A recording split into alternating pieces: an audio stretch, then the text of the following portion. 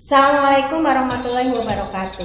Bismillahirrahmanirrahim. Perkenalkan, saya Dewi Andiani, calon guru penggerak Angkatan 8 Kota Cirebon dengan fasilitator Ibu Fitria Novita dan pengajar praktek Bapak Alimin. Pada kesempatan kali ini, saya akan memaparkan tugas modul 1.1A9 yaitu mengenai koneksi antar materi, kesimpulan dan refleksi pemikiran Ki Hajar Dewantara. Saya akan mencoba merefleksikan pemikiran Ki Hajar Dewantara melalui 3 pertanyaan. Yang pertama yaitu, apa yang saya percaya tentang murid dan pembelajaran di kelas sebelum mempelajari modul 1.1? Yang pertama yaitu peran guru lebih dominan dibandingkan dengan peserta didik atau teacher center. Seringkali kita di kelas merasakan letih, capek, lunglai untuk menjelaskan sebuah materi kepada peserta didik kita. Hal ini menandakan bahwa kita sebagai guru lebih dominan dibandingkan dengan peserta didik. Kemudian yang berikutnya yaitu peserta didik kurang aktif dan kurang motivasi dalam proses pembelajaran. Di sini saya sering merasakan bahwa ketika suasana belajar di kelas menjadi hening dan diam, saya mencoba untuk mencari tahu dengan siswa saya, yaitu dengan mengajukan pertanyaan. Apakah ada pertanyaan? Kemudian apakah ada yang belum dipahami atau belum mengerti? Karena jika kalian diam berarti ada 2 hal. Yang pertama, kalian memang sudah paham tentang materi yang dijelaskan.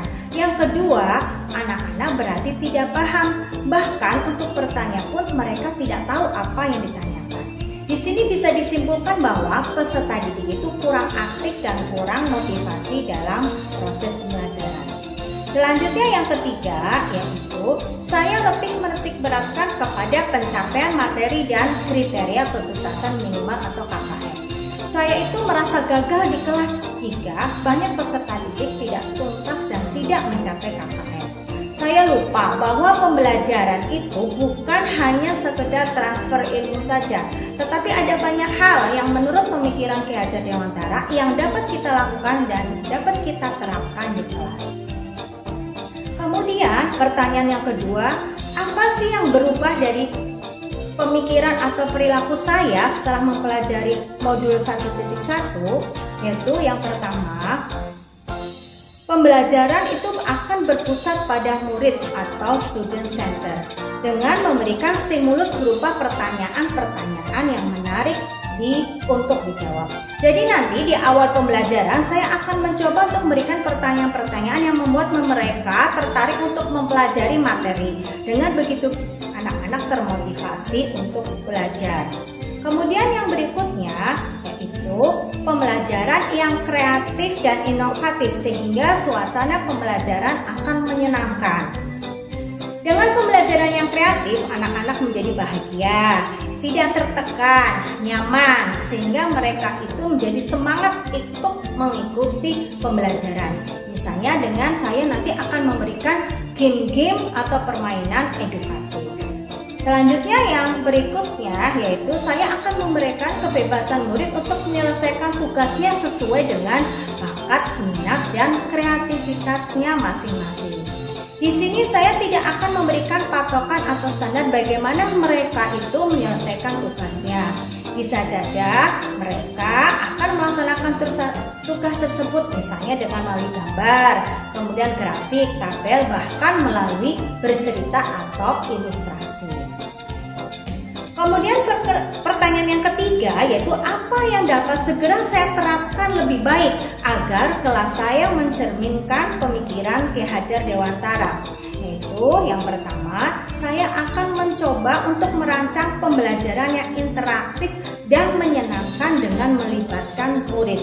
Untuk merancang pembelajaran tersebut, salah satunya dengan saya akan berusaha untuk selalu memberikan umpan balik atau feedback kepada peserta didik dari materi yang telah diajarkan. Kemudian yang berikutnya yaitu pembelajaran yang sesuai dengan kodrat alam dan kodrat zaman. Sesuai dengan pemikiran dan pengajaran dari Bapak Ki Hajar Dewantara bahwa kodrat alam setiap anak anak, yaitu bermain. Maka kita akan mencoba untuk menerapkan permainan-permainan yang edukatif dan menyenangkan. Kemudian yang sesuai dengan kodrat zaman, ya kita akan berusaha untuk menerapkan keterampilan atau kompetensi abad 21, yaitu critical thinking atau berpikir kritis, kemudian creative thinking, berpikir kreatif, collaboration yaitu bekerja sama dengan orang lain, and communication atau berkomunikasi dengan baik.